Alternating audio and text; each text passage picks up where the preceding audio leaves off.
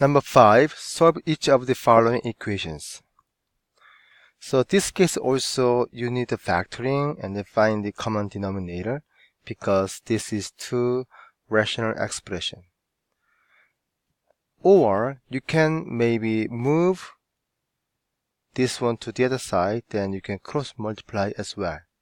But anyway, this time I only show one method. So factoring this one, then this is going to be x plus 2 over x minus 1 minus 6 over x plus 1 x minus 1. Therefore, you see that LCD becomes x times x plus 1 and x minus 1. So now you need to multiply this one to here and then this one to here basically, and set up that equal to 0. Then this become x plus 2 times x plus 1 minus 6x equal to 0. I don't care the denominator this time because if denominator becomes 0, it becomes undefined. So we only calculate the numerator part here. So now I FOIL this out. Then x squared plus 3x plus 2 now minus 6x equal to 0. So x squared minus 3x plus 2 equal to 0, and you factoring out this one, then become x minus 2 x minus 1 equal to 0. Therefore x equals 2 or x equal to 1. However, you cannot finalize the answer yet because we have to check whether either answer or both of them make any denominator equal to 0. So when I see, so we need to check this case. So check.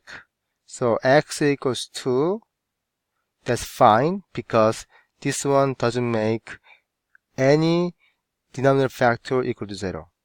What about x equal to 1? No, because this one makes this factor equal to 0 and also this factor equal to 0. Therefore, answer become only x equals 2. Now, second equation here. Step 1 is the same. You're factoring out, so you need to find the LCD here. So this is going to be t over t plus 6 equal to 72 over t plus 6 and t minus 6 and plus 4. So as you see, this is part of here. Therefore, LCD becomes x plus 6 and x minus 6 here. So now you need to multiply this one to this one, and then these two fraction factor to this one. This fraction already have LCD, so you don't need to multiply anything. Then this becomes t times t minus 6 equal to 72 plus 4 times t plus 6 and t minus 6. Sorry, this is supposed to be t, but I put it's x. Okay, anyway. So now distribute. Then becomes t squared minus 6t equal to 72 plus 4 times.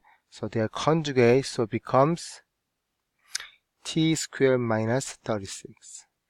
Now distribute this one, then t squared minus 6t equal to 72 plus 4t squared minus 144. So as you see, this is bigger term compared to this one. So I'm gonna move everything. So all this factor to the other side. Okay. Then now minus t squared plus 60. Then this equal to 0 and then become 0 equal to 3t squared plus 60 minus 72 here. Okay. So as you see, this one, 3 can become a factor. So you divide by 3 everything, then become t squared plus 2t minus 24 equal to 0. Okay, so now t plus 6 and t minus 4 equal to 0. So t become negative 6 or t equal to 4. So again, you must check. So go back here, check t equal to negative 6.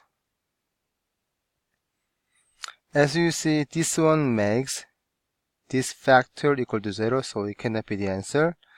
What about t equal to 4? So t equal to 4, so didn't make anything in 0, so t equal to 4 is the only answer. So number 6, graph the given function hx equal to 3 over x plus 1 minus 2. Okay, now you have to think carefully. This x plus 1 is together, which means it's like in the parentheses, and the minus 2 is kind of outside here. So before we design this graph, I'm gonna just go to GeoGebra program just to review few graph again. So this is the fx equal to 1 over x graph here. Now I want to compare gx equal to 1 over x minus 1. Okay, so what do you see? It looks like this graph moving 1 unit to the right. You see that? So this point moving here, this point moving here. And then there was the vertical asymptote before, but now x equal 1 is the new vertical asymptote. So what about this case then? hx equal to 1 over x plus 1. As you see, all this graph moving left to the 1 here, right? Left to the 1. So our vertical asymptote also move to left 1 unit, so become x equal to negative 1 here. So which means if this is a minus, then any graph moving to the right direction, and plus 1, then moving to the left direction here. So what about outside number here? So 1 over x plus 1. So looks like this vertical asymptote hasn't been changed, but all the point moving up here, right? Similarly, minus 1, then you can conjecture already it will go down 1 unit. Like this, 1 go down here, 1 go down here, right? Therefore, now we can summarize. If we know h equal 3 over x graph, then now we can conjecture this means moving 1 unit to the left and then down 2 units. Okay? Now, so let's see how it look like from the GeoGebra. So